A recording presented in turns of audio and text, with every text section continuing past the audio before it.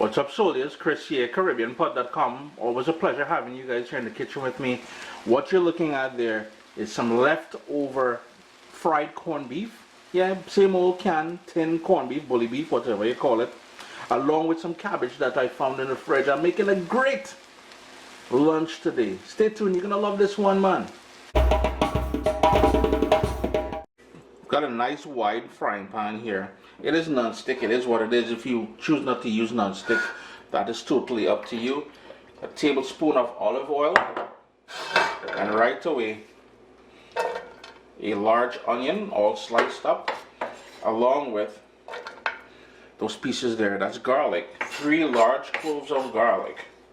Now this is a leftover special, so I found a piece of leftover cabbage in the fridge that I have some leftover corned beef, and if you don't know what I'm talking about, it's a canned corned beef that we fry with onions and tomato and peppers and all that stuff like that. It's a really quick Caribbean something we do, and the whole idea here is to have something quick for lunch or breakfast. I'm gonna make a sandwich with this, so this is gonna be my lunch, and I'm just gonna show you guys how to make use of that cabbage, that leftover piece of cabbage, and the leftover corned beef.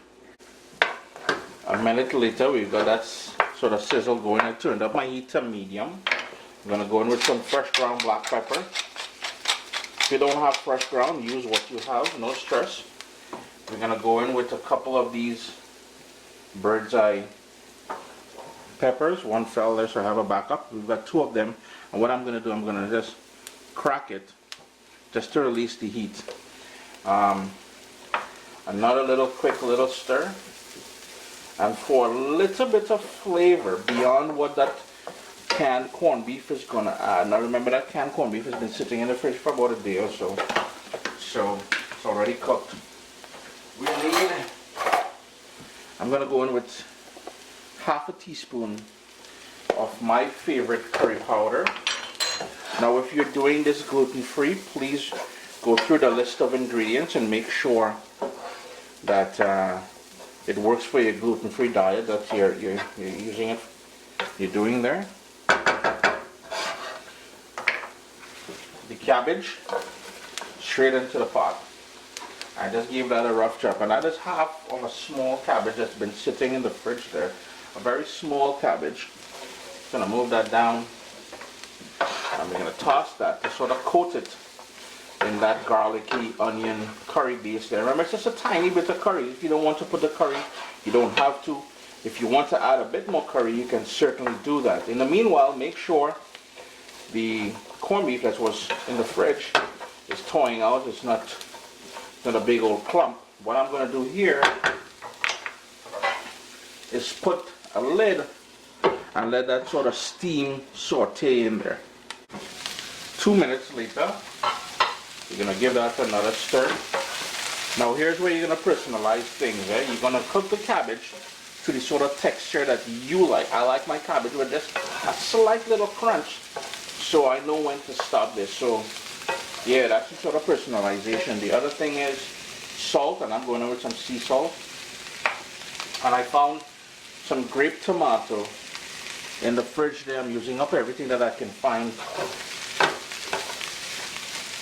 And the lid is going to go back on there for another 3 minutes or so before we add the leftover cooked corned beef.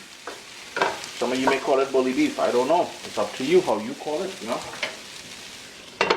Got that nice little steam going there.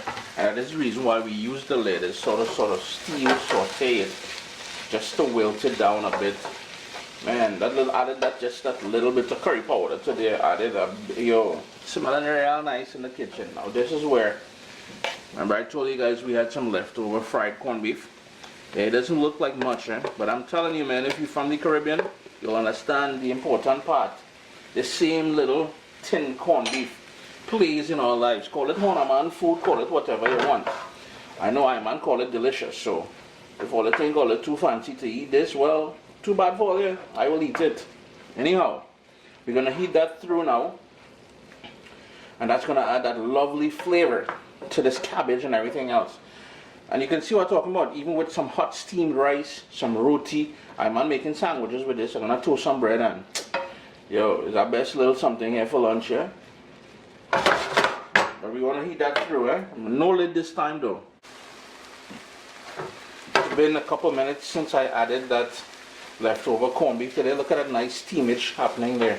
That is all special effects, you know. I have Foley crew and all kind of thing too. All the thing is small. No more small thing. It's big thing. Anyhow, we're turning off the heat at this point.